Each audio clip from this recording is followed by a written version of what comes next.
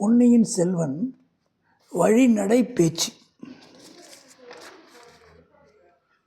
கந்தமாறன் வந்தியத்தேவனோட குதிரையில் வந்துக்கிட்டு இருக்கான். கொள்ளிடத்து கரையை நோக்கி வராங்க ரெண்டு பேரும். கந்தமாறா, உன் வீட்டில் ஒரு ராத்திரி தான் நான் தங்கினேன். ஆனால் எனக்கு ரொம்ப பயனுள்ளதாக இருக்குது. ஒரே ஒரு ஏமாற்றம் தான் எனக்கு. என்னென்னா, உன் சகோதரியை பற்றி வடபெண்ணை நதியில் நீ என்னென்னவோ வர்ணனை செஞ்ச. அவளை நல்லா பார்க்க முடியல. உங்கள் அம்மாவுக்கு பின்னாடி ஒளிஞ்சிக்கிட்டு எட்டி பார்த்தப்ப அவள் முகத்தில் ஒரு பங்கு தான் தெரிஞ்சுது, 8 பங்கில்.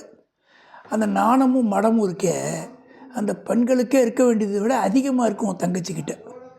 கந்தமாறனுடைய வாயு உதறி ஏதோ சொல்ல துடிச்சுது, ஆனால் வார்த்தை வெளியில் வரல.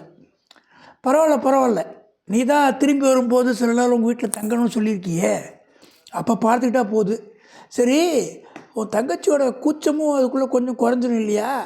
கந்தமாறா, ஓ சகோதரியோட பேர் என்ன சொன்ன? மணிமேகலை. அடடா, என்ன இனிமையான பேர். பேரை போலவே அழகும் குணம் இருந்துட்டா. உடனே கந்தமாறன் வந்தியத்தேவனை பார்த்து சொன்னான், நண்பா, ஒன்று கேட்டுக்கிறேன். என் தங்கச்சி இதோடு மறந்துடு. அவளை பற்றி நான் சொன்னதெல்லாம் மறந்துடு. இந்த பேச்சு எடுக்காத. என்ன கந்தமாறன் எப்படி பேசுகிற? ஒரே தலைகீடாக இருக்க. நேற்று ராத்திரி கூட உங்கள் வீட்டுக்கு நான் மருமகனை வர போகிற மாதிரி சொன்னியப்பா. அப்பா சொன்னது சரிதான், அது உண்மை தான். ஆனால் நிலைமை இப்போ மாறிப்போச்சு. என்னுடைய பெற்றோர் வேறு இடத்துல என் சகோதரிக்கு கல்யாணம் பண்ணி தரதா முடிவு பண்ணிட்டாங்கன்னு கந்தமாறன் சொன்னான். வந்தியத்தேவனுடைய மனசுக்குள்ளே மணிமேகலை வாழ்க அப்படி சொல்லிக்கிட்டான். மணிமேகலை யார் கொடுக்க நினச்சிருப்பாங்க?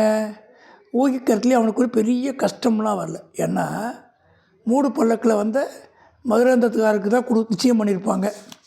நேற்று ராத்திரி பணக்கார விருந்தாளில் ஒருத்தரை மாப்பிள்ளை ஆக்கியிருப்பாங்க இல்லையா கந்தமாறா? இதில் என்ன வியப்பு இருக்குது? ஏமாற்றமும் இல்லை, ஒரு மாதிரி தான். என்னப்பா எதிர்பார்த்த மாதிரி அது எப்படிப்பா? இல்லை கந்தமாறா, என்ன மாதிரி ஒரு ஏழை அனாதைக்கு யார் பெண்ணை கொடுப்பாங்க? ஊரும் பேரும் இல்லாத இப்போ பெண்ணை கொடுத்து யார் மாட்டுவாங்க? அதனால் என் குலத்தை சேர்ந்த முன்னோர்கள் அரசு செலுத்தினாங்கிறதுனால அதுக்கு என்ன பிரயோஜனம் சொல்லு?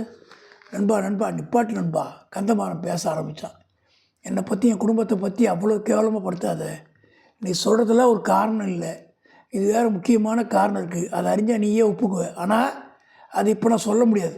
சமயம் ஒரு மாதிரி தெரிஞ்சுக்குவ. கந்தமாறா, இது என்ன ஒரே மர்மமாகவே இன்றைக்கி பேசிக்கிட்டு இருக்கேன்னு சொன்னான்.